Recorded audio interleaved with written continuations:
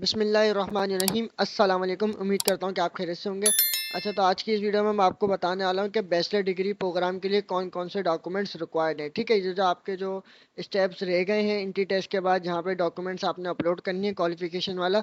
ठीक है, यहाँ पे कौन कौन से डॉक्यूमेंट्स अपलोड करना है और आफ्टर मेरिट लिस्ट आपने यूनिवर्सिटी में कौन कौन से डॉक्यूमेंट्स जमा करवाने हैं, जो बैचलर डिग्री प्रोग्राम के लिए जिन बच्चों ने सिंध यूनिवर्सिटी में अप्लाई किया है। ठीक है, तो मैं आज की इस वीडियो में आपको सारे डॉक्यूमेंट्स बताऊंगा। ठीक है, तो अगर आप मेरे यूट्यूब चैनल पर न्यू आए हैं तो काइंडली चैनल को लाजमी सब्सक्राइब कर लें और बेल आइकन पे क्लिक कर लें ताकि आने वाली हर लेटेस्ट वीडियो आपको मिल जाए। फ्रेंड्स, तो बैचलर डिग्री प्रोग्राम में आपके पास कौन कौन से डॉक्यूमेंट्स रिक्वायर्ड हैं वो मैं आपको बताने लगा हूँ। ठीक है, मैं आपको बता इस वजह से रहा हूँ जल्दी कि आज है ना हैदराबाद बोर्ड का रिजल्ट आ गया मेडिकल वालों का। ठीक है, तो अभी कुछ ही टाइम में, एक दो हफ्तों में आई थिंक जो है इंजीनियरिंग वालों का भी आ जाएगा।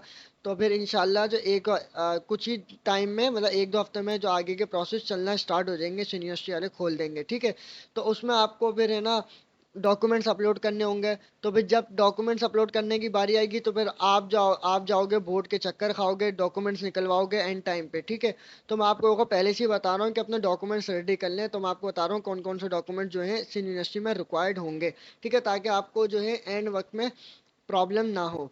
ठीक है, तो पहले जो मैं आपको बता दूं कि आप लोगों ने कि वहाँ पे मतलब पोर्टल पे कौन कौन से डॉक्यूमेंट्स अपलोड करने हैं। ठीक है, ये देखो आपके पोर्टल पे यहाँ इंटी टेस्ट लिखा हुआ है, यानी एक हफ्ते बाद जो है इंटी टेस्ट, यानी एक दो हफ्ते बाद जो है आपके इंटी टेस्ट के यहाँ पे मार्क्स शो हो जाएंगे। ठीक है, उसके बाद पांचवा स्टेप जो है क्वालिफिकेशन का। ठीक है, क्वालिफिकेशन पे आके अपने जो है डॉक्यूमेंट्स अपलोड करने होंगे। ठीक है, अब कौन कौन से डॉक्यूमेंट्स अपलोड करने होंगे यहाँ इस पोर्टल पे, आपने अपनी मैट्रिक की मार्कशीट, उसका जो है पास सर्टिफिकेट। अच्छा, पास सर्टिफिकेट क्या होता है? लोग को वहाँ पे ना लोग समझते हैं पास सर्टिफिकेट जो है पक्का सर्टिफिकेट। भाई, पक्का सर्टिफिकेट अलग होता है और पास सर्टिफिकेट आपका अपना अलग होता है। ठीक है, पास सर्टिफिकेट आपको मिलता है बोर्ड से और मार्कशीट आपको पता है वो तो स्कूल से मिलती है। ठीक है, मैट्रिक की। पास सर्टिफिकेट आपको मिलेगा बोर्ड से। आप बोर्ड ऑफिस में जाएं, वहाँ पे बोले मुझे पास सर्टिफिकेट चाहिए, जो जितने का भी वो चालान हो तो वो आपको निकाल के दे देंगे पास सर्टिफिकेट। ठीक है, मैट्रिक का और इंटर का दोनों का पास सर्टिफिकेट, दोनों की मार्कशीट। ठीक है, ये दोनों आपने जो है अपलोड करनी है, साथ डोमिसाइल और पीआरसी। ठीक है, ये बस ये वाले डॉक्यूमेंट जो है आपने अपलोड करने हैं पोर्टल के ऊपर।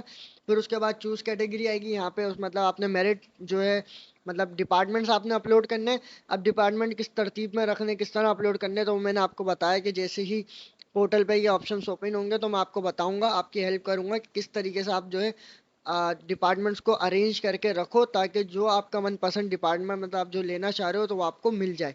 ठीक है, उसके बाद चूज डिग्री प्रोग्राम, यानी कि आपने बैचलर डिग्री के लिए अप्लाई किया था या मास्टर डिग्री के लिए। फिर आठवां स्टेप आएगा आपके पास कंप्लीट वाला। ठीक है, तो फिर आपके पास आठवां स्टेप हो जाएगा कंप्लीट। तो फिर उसके बाद आपका पूरा जो फॉर्म होगा वो कंप्लीट हो जाएगा। ठीक है, फिर उसके बाद जो है आपके पास पूरा का पूरा फॉर्म अपना बना हुआ आ जाएगा। ठीक है, उस आपके पास देखो इस तरह आपका फॉर्म आएगा, ये आपका फॉर्म होगा। फिर उसके बाद आपके पास ये डिपार्टमेंट्स लिखे हुए आ जाएंगे जो आपने लिखा होगा। फिर उसके बाद यहाँ पे इस तरह का जो है ये पेज आ जाएगा बैचलर डिग्री प्रोग्राम का। ठीक है, तो ये आपके पास पीडीएफ फॉर्मेट में आएगा। तो ये तो मेरे पास एक रखा हुआ था पुराना, तो मैं आपको इसमें से बता रहा हूँ कि कौन कौन से ये डॉक्यूमेंट्स रिक्वायर्ड होते हैं। ठीक है, सेम डॉक्यूमेंट्स होते हैं। तो ये आपने जो है ये डॉक्यूमेंट्स अपने रेडी कर लें, तो आइन वक्त में आपको जो है प्रॉब्लम ना हो। ठीक है, देखो आपके वहाँ यहाँ पे लिखा हुआ है after announcement of merit list. ठीक है, मेरिट लिस्ट के बाद जो है ये डॉक्यूमेंट्स यूनिवर्सिटी में जमा कराने होते हैं। ठीक है, ये जो पेज है आपके पास, इस पर जो डॉक्यूमेंट्स लिखे हैं ये आपको यूनिवर्सिटी में जमा कराने होते हैं। पोर्टल पे मैंने आप लोगों को बता दिया कि आपकी मार्कशीट, उसका पास सर्टिफिकेट। ठीक है, दोनों मार्कशीट यानी मैट्रिक की और इंटर की। ठीक है, और दोनों के पास सर्टिफिकेट और आपका डोमिसाइल और पीआरसी।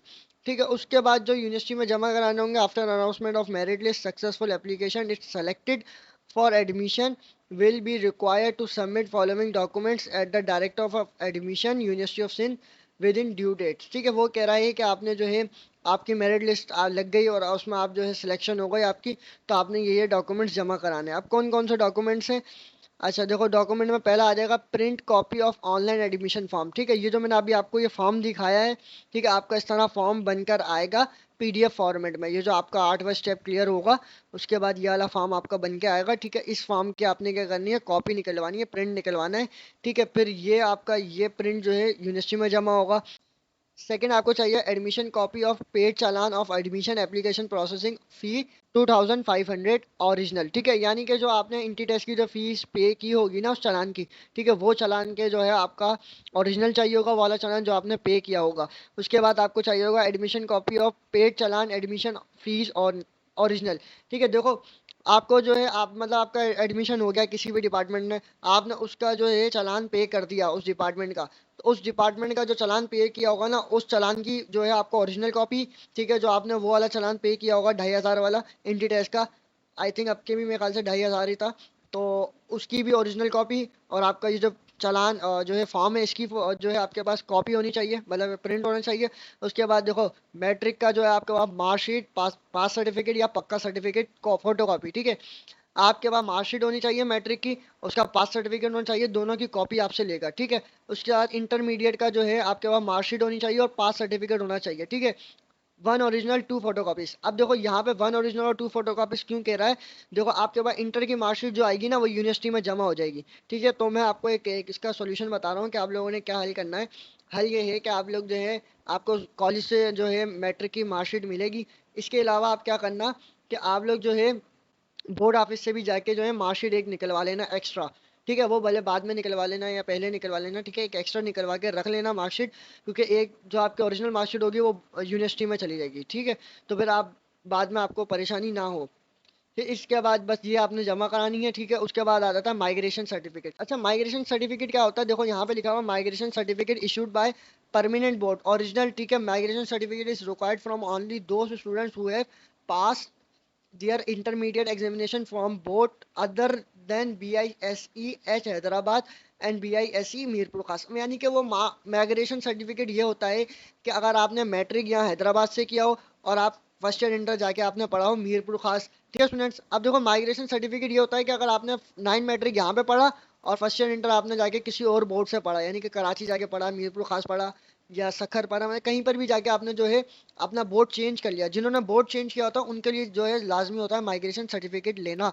वो माइग्रेशन सर्टिफिकेट आपको बोर्ड ऑफिस से मिलेगा, ठीक है। उसके बाद आ जाती है two recent passport size photo, ठीक है। आपकी जो आपने जो है पासपोर्ट साइज फोटो जो है अपनी अपलोड कर और जो है वहाँ पे लगानी है फॉर्म पे, ठीक है, और वो वाइट बैकग्राउंड में होनी चाहिए, ठीक है।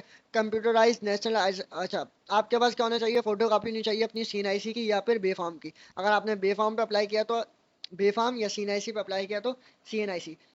अच्छा, उसके बाद आ जाता है सर्विस सर्टिफिकेट। अच्छा, सर्विस सर्टिफिकेट उन लोगों को चाहिए होता है जिनके कोई जानने वाला, कोई रिश्तेदार, कोई उनके अम्मी अब्बू, कोई ना कोई जो है वहाँ पे एम्प्लॉय जो है एम्प्लॉयज़ हो यूनिवर्सिटी में, ठीक है, कहीं ना कहीं काम वाम करते हो AC2 में या कहीं एडमिशन ऑफिस में कहीं ना कहीं काम वाम करते हो, तो उनको जो है एम्प्लॉयमेंट कोटा मिलता है, ठीक है। अच्छा, डिविजिबिलिटी, अच्छा डिजिबिलिटी मेडिकल सर्टिफिकेट। अच्छा, वो स्टूडेंट जो मतलब माजूर हैं, ठीक है, तो उन वो क्या करेंगे, वो ये वाला सर्टिफिकेट देंगे मेडिकल वाला, और वो ये सर्टिफिकेट आपको जो है यहाँ से गवर्नमेंट किसी भी हॉस्पिटल से आपको मिल जाएगा, ठीक है। उसके बाद आता है स्पोर्ट्स सर्टिफिकेट। अच्छा, स्पोर्ट्स सर्टिफिकेट उन स्टूडेंट्स के लिए चाहिए होगा जिन्होंने फिजिकल स्पोर्ट्स वाले डिपार्टमेंट में अप्लाई किया होगा, ठीक है, और उन्होंने फिर स्पोर्ट्स का भी एक अलग से उनका टेस्ट होता है और उन्होंने वो दिया होगा, तो उसका भी सर्टिफिकेट चाहिए होता है। अच्छा देखो यहाँ पे लिखा हुआ इशू कहाँ से होगा, नेशनल बोर्ड से होगा या जो है इंटर यूनिवर्सिटी बोर्ड से होगा, इंटर बोर्ड से होगा, सेकेंडरी बोर्ड, कहीं ना कहीं से भी उसमें बताया हुआ है कि कहाँ कहाँ से ये जो है, ठीक है स्टूडेंट्स। तो ये वो डॉक्यूमेंट्स हैं जो आपने जो है आफ्टर